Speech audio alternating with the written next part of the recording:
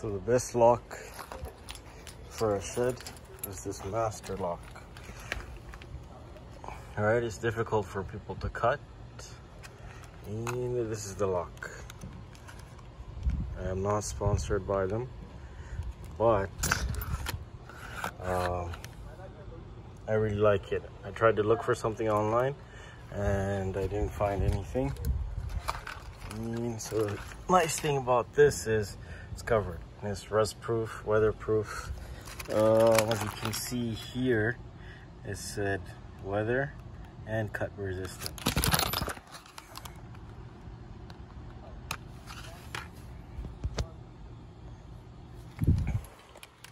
And check it out. So you need to open it. Just open it. Nice thing about it is your key will not come out. Alright, your key won't come out unless you lock it. Alright.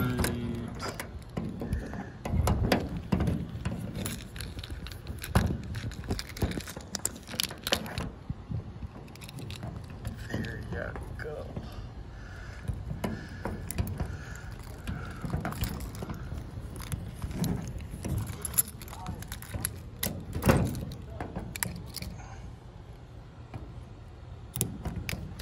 Alright, so go get it.